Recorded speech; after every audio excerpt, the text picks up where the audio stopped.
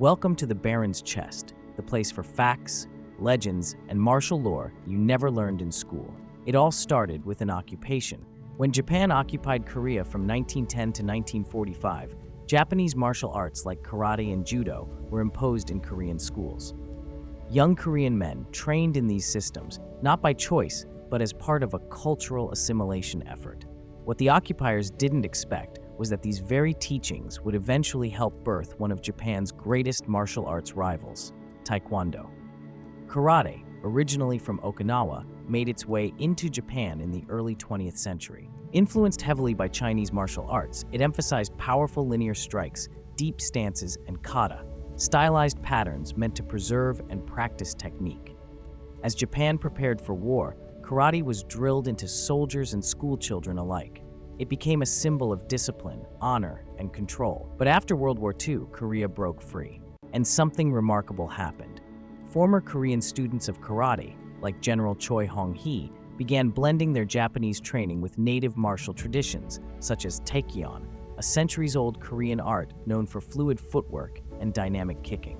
By the 1950s, these blended systems began to unify under one name, Taekwondo, the way of the foot and the fist. This wasn't just about martial arts, it was about national identity. Korea, wounded by decades of foreign control, saw Taekwondo as more than a sport. It was a declaration of cultural pride. Now the rivalry was set. Karate, refined and stoic, stood for tradition. Taekwondo, explosive and modern, stood for innovation. Karate emphasized punches, close-range control, and kata. Taekwondo favored spinning kicks, speed, and distance fighting. Then came the sporting stage, and with it, the quiet battle for global dominance. In the 1970s, both karate and Taekwondo pushed for Olympic recognition. But it was Taekwondo that won. With heavy backing from the South Korean government and strong international marketing, Taekwondo debuted as a demonstration sport in 1988 and became a full-medal Olympic sport by 2000. Karate didn't make its Olympic debut until Tokyo 2020, Japan's home turf, and even then, it was removed from the 2024 Paris lineup. That stung, and in some circles, it still stings. To this day, karate practitioners argue their art is more effective, more well-rounded.